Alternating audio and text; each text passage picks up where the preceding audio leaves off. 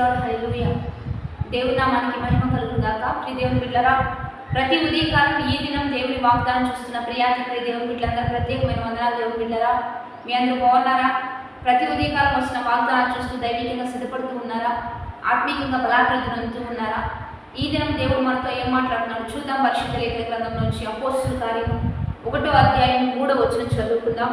ఆయన శ్రమపడిన తరువాత 40 దినముల వరకు వారికి అగుపడుచు దేవుని రాజ్య విషయములను గురించి బోధించుచు అనేక ప్రమాణములను చూపి వారికి తాను సజీవునిగా కనపరుచుకొనెను. ఈరోజు దేవుడు బిడ్డారా, గుడ్ ఫ్రైడే అనంతరము యేసుక్రీస్తు ప్రభు మన కొరకు మరణించి చనిపోయి పాత పెట్టబడి సజీవుడై లేచి మృతుల్లో నుంచి సజీవునిగా లేవనెత్తబడిన దేవాతి దేవుడు మనకిస్తున్న బలమైన వాక్యం ఏంటంటే, ఆయన సజీవుడై లేచిన తర్వాత 40 దినములు వారి మధ్య ఆయన సంచరిస్తూ అనేక గొప్ప కార్యాలు జరిగిస్తూ రాజ్య విషయములను బోధిస్తూ అనేక ప్రమాణములను సూచిస్తూ అనేక విషయాలు బయలుపరుస్తూ వారితో ఏమని సెలవిస్తూ ఉన్నాడంటే, మరి తాను సజీవునిగా నేను లేచి ఉన్నానని కనపరిచి ఉన్నాడు.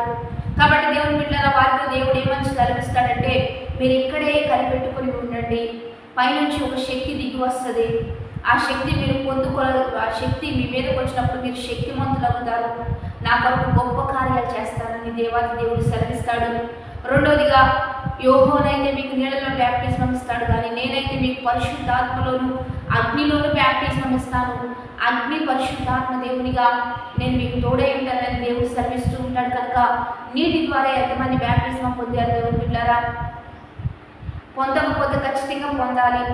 రెండోదిగా, నీటి ద్వారా బ్యాప్టిజం పొందిన తర్వాత పరిశుద్ధాత్మ దేవుడు సెలవిస్తున్నా దేవాతి దేవుడు ప్రభు అయిన యేసుక్రీస్తు ఏమని చెప్తున్నాడంటే, మీరు పరిశుద్ధాత్మలోను అగ్నిలోను బ్యాప్టిజం పొందుకుంటారు, ఇది పైనుంచి వచ్చే శక్తి అని దేవుడే తెలియజేస్తూ ఉండగా, దేవుడు సజీవుడు, మనతో ఉండేవాడు, మనలో ఉండేవాడు, పరిశుద్ధాత్మగా అగ్నిగా మనకు తోడై ఉండి మనతో ఉంటూ కొన్ని గొప్ప కార్యాలు మన పట్ల జరిగించేవాడు. కనుక ఈ 2 అనుభవాలు ఖచ్చితంగా ప్రతి క్రైస్తవుడు కలిగి ఉంటే మీ జీవితంలో దేవుడు అద్భుతాలు జరిగిస్తాడు, మీ జీవితంలో గొప్ప కార్యాలు జరిగిస్తాడు.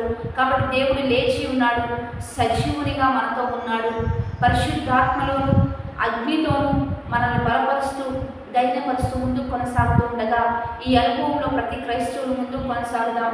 వాగ్దానాన్ని బట్టి ప్రార్థన చేద్దాం. పరిశుద్ధుడా, మహోన్నతుడా, గొప్ప దేవా, ఈ దినము మీరు మాకు ఇచ్చిన బలమైన వాక్కును బట్టి నీకు మహిమ.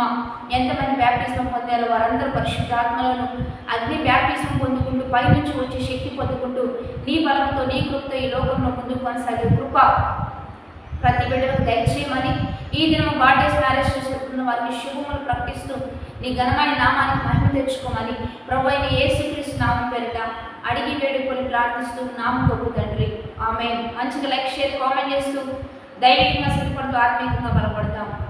ఆమేన్.